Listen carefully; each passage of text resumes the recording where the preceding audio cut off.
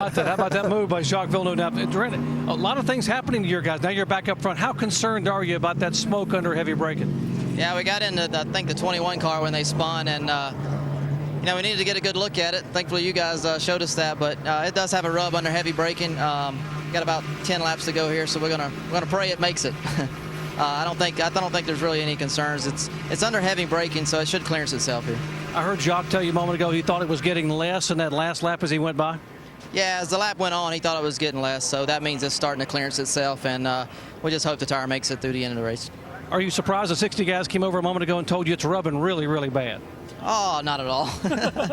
I'm sure it was flat in their mind. So, but hopefully it'll stay together and we can give a good race, and it's going to be exciting here. Okay, Carl Edwards, by the way, told him to go up there and tell these guys it's going to be like really a bad rub on that car. Imagine that. So there's the. What's that, Rusty, you say? It looks like we're seeing some cords on the edge of the 32 car, some strands of rubber flopping around like the car's cut. Now, obviously, if it keeps air in it, it's going to be okay, but it looks like it's damaged pretty good, the tire itself. There's no guarantee it's going to be okay. I think it's rubbing really hard.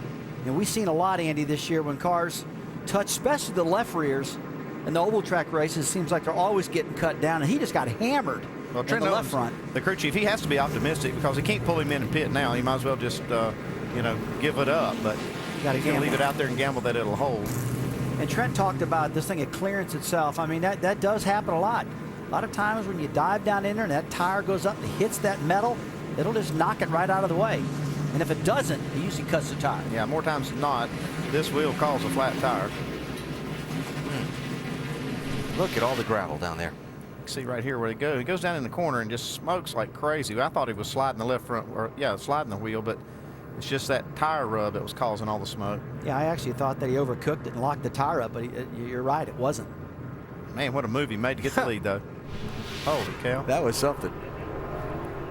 So Villeneuve's out front, but will that left front tire last? Carl Edwards has gotten through most of the mess unscathed. He's back to second now, but he'll have that driver's left line for the restart into turn one that has not proved very good. It's been vulnerable. I mean, yeah. You get hung out right there, and if that guy on the inside of the next second row gets a good start, he'll take that spot from him. And our point leader, Brad Keselowski, he's got some left front fender damage. I don't think that's hurting him too bad right now, but that car's got some pretty decent damage on the 22 car, the discount tire car.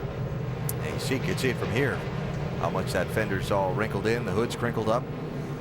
And remember, he got into Brad Coleman going down into turn one on that last restart that shuffled the 18 out of the lead and kind of set off that whole melee that the next lap became.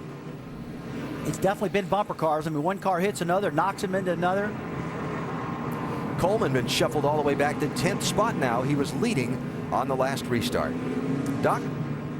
Down here with Brad Parrott and Brendan Gaughan's crew. And what did Brendan say a moment ago when he looked at that 32 car? Yeah, he said, wow, I can't believe that 32 is going to risk it. You know, Trent Owens and that whole Dollar General team with Jacques done a great job today. And, I just hope they clear that tire okay and, don't take any more cars out.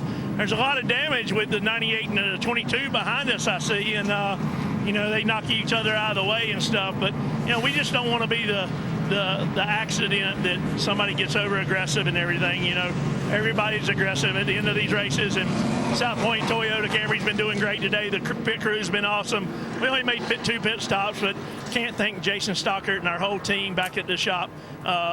Jason's our engineer. He's done fuel mileage. I don't know how many tons he's ate today, but he's ate a lot and been a nervous wreck all day, and I don't blame him. But been doing this a long time, Doc. This comes natural to me, and just want to thank Rusty and the whole organization for giving us a shot to be here today. They're having a great run down here. And by the way, Brendan a moment ago on the radio sounded very confident he might have something for those guys in front of him here in these final few laps. Jamie. And Brian Barry now. We're joined here on the pit box for Tony Ave. How about that save by your boy on that last, what brought out the caution? Yeah, you just put that in the wow group. That was pretty cool. We saw that and it was like, oh boy, yeah, that's pretty good. We'll take that one. He's done a great job today, though. It's really cool to have somebody his experience here, especially us, unsponsored Chevrolet here in the top 10. I mean, having a pretty decent day. We'll see what we can get here at the end. Good on fuel. See what we can do with it. He's sitting 9th right now. Second ever nationwide start. Is this car good enough to get you guys to the front here? I mean, I'd like to tell you it was. We'll just see what he can do with it here. I mean, he's a road race guy. we've done the best we could with what we had and giving it to him, and he's done one hell of a job here, so we'll see what he can do. He's been running top 10 all day, Alan, and wow factor is right on that save. Current point leader in the Trans Am Series is Tony Ave, 38-year-old from Hurley, Wisconsin, about 260 miles northwest of us here at Road America in Elkhart Lake. He's had a couple of Sprint Cup starts in his background on the road courses as well. And he's given that team a thrill today so far into the top 10. Ron Hornaday there you see just behind the pace car. He is going to be the free pass on this caution. And he's going to get to pass that pace car at the 1 to go. He'll be 26th in line for the restart. Meantime, 32 leader Jacques Villeneuve. We listen in on his radio. Our only chance to win is to try to make it last the rest of the race. Okay, so what can I do driving-wise? Or just hope it clears itself? You just do your thing and hope it clears itself. Basically nothing.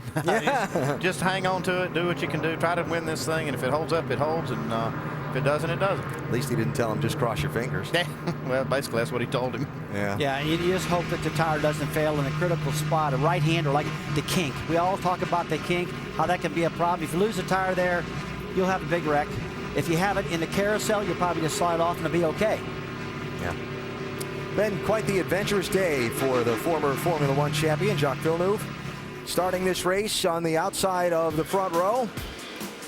Some bold moves back in traffic to try and make up some lost ground after strategy shuffled him back. This was just a little while ago at Canada Corner when he got by Carl Edwards and Patrick Long. Yeah, he feels like this is a key part for him because if he can get by Carl Edwards, that's his biggest competition.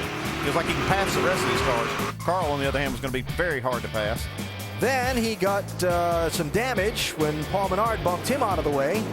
Got jammed up in traffic, then made this move after the last restart to get through and into the lead. That was down in turn 5. You know, I'm watching Jock here. I'm thinking, who does he remind me of right now? Who's that aggressive and gets away with it and wins? He honestly reminds me, Andy, of Marcus Ambrose, the way he drives. Marcus just really charges through the field. We watch him at Montreal. A great driver on a road course. And this guy right here, Jacques Villeneuve, I don't see much difference right now, the way they're driving. Yeah, I agree with you. I think both of those are excellent. And I mean that in a good way. Yeah. You see that drivers not born in the United States have won 3 of the last 4 races in the Nationwide Series and road courses. You put Marcus Ambrose in that category. 5 drivers got their first Nationwide Series win on a road course. So what's Carl Edwards need to do right here, Rusty, on this restart? He's got to come to the gearbox and restart like John Force and get it done. Not spin the tires and try to outrun them down into turn 1. The problem is we know that Jock's going to get down to turn 1 and he's not going to slow up much. We've watched him be very aggressive, but Carl's just going to have to clear him. You also got Paul Menard starting on that second row inside. That's going to be a good spot for him to try to get another spot from Carl. Carl's got the advantage. He's got the special shifter. Oh, that's right. I forgot about that.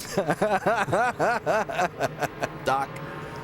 And guys, Carl Edwards just said a moment ago, he is very concerned and does not want to start on the outside, on the left side of that 32 car on the restart for 2 reasons. First of all, Jacques Villeneuve has never done a double file restart as a leader in a NASCAR race, and that could be a little interesting. And also, those first 2 turns are right-handers, and that left front tire is going to take a lot of abuse, and Carl could be out there when that thing does go. So very concerned right now for Carl.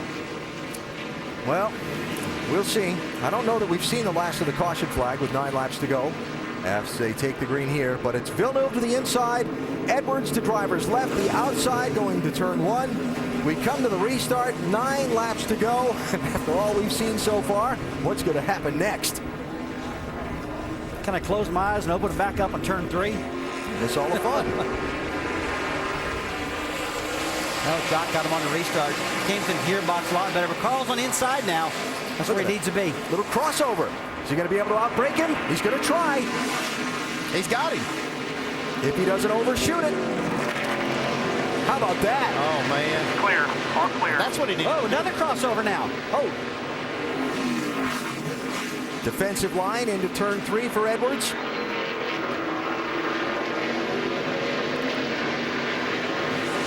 That was Brendan Gaughan kicking up the dust off the course. Now we saw how fast Edwards was at the beginning of this race when he got in the lead, really laying these big-time lap times down. Right here. Villeneuve looking to try to outbrake Carl, but not going to do it. thing. They really think if Carl can get some heat back in these tires, he can start checking Just hit out your on his marks, field. buddy. You know, the key